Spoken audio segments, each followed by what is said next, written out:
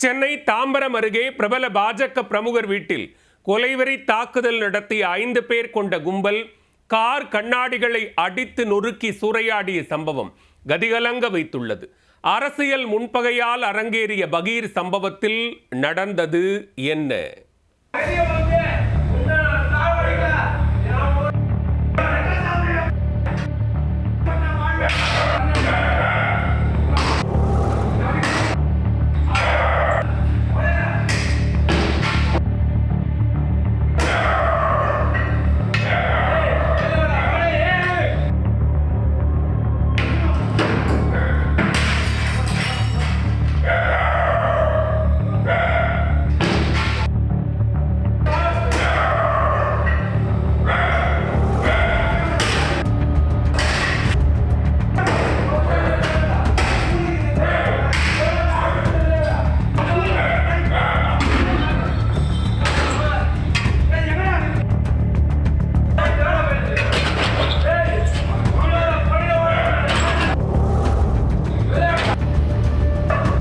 பாஜக பிரமுகரை கொலை செய்ய முயன்ற கும்பல் அவர் தப்பியோடியதால் வீட்டை சூறையாடி கார் கண்ணாடிகளை அடித்து நொறுக்கிய சம்பவத்தின் சிசிடிவி காட்சிகள்தான் இது.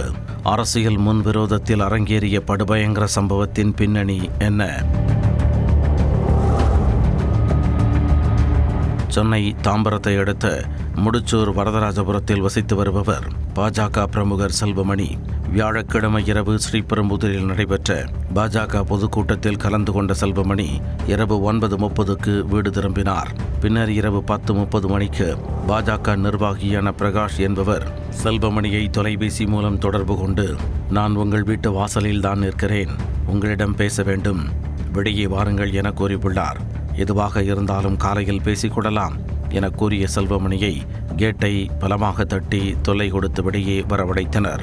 அப்பொழுது பேசிக் கொண்டிருக்கும் பொழுதே அங்கு மறைந்திருந்த 5 பேர் கொண்ட கும்பல் கத்தி மற்றும் இரும்பு ராடுகளுடன் செல்வமணியை தாக்க முயன்றனர். அதில் சுதாரித்து கொண்ட செல்வமணி உயிரை கையில் பிடித்து கொண்டு வீட்டிற்குள் சென்று கதவை பூட்டிக் கொண்டார். இதனால் மேலும் ஆத்திரமடைந்த அந்த கும்பல் வீட்டின் கதவை உடைக்க முயற்சி செய்தது. ஆனால் கதவை உடைக்க முடியாததால் நிறுத்தி வைக்கப்பட்டிருந்த 2 கார்களின் கண்ணாடிகளை அடித்து நொறுக்கியதுடன் இருசக்கர வாகனத்தையும் சேதப்படுத்தி அட்டூழியத்தில் ஈடுபட்டுள்ளனர்.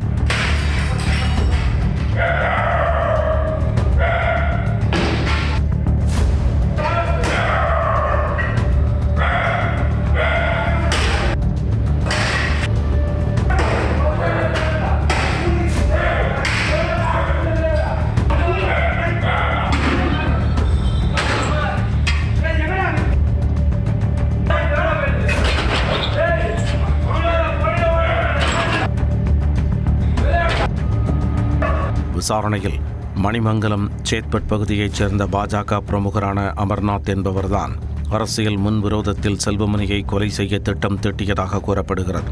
அவர் ஏவிய மணிமங்கலம் சேத்துப்பட்டு பகுதியைச் சேர்ந்த பிரகாஷ், பட்டாசு என்கின்ற லோகேஸ்வரன், சஞ்சய், சுரேந்தர் உள்ளிட்ட 5 பேரை கைது செய்து மணிமங்கலம் காவல் நிலையத்தில் வைத்து தீவிர விசாரணை மேற்கொண்டு வருகின்றனர்.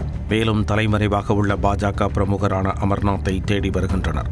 அமர்நாத்தை கைது செய்து அவரிடம் விசாரணைக்கு பிறகு கொலை செய்ய திட்டம் தீட்டியது ஏன் என தெரிய வரும். அரசியல் முன்விரோதத்தில் அரங்கேறிய படுபயங்கர சம்பவம் சென்னை தாம்பரத்தில் பெரும் சலசலப்பை ஏற்படுத்தியுள்ளது.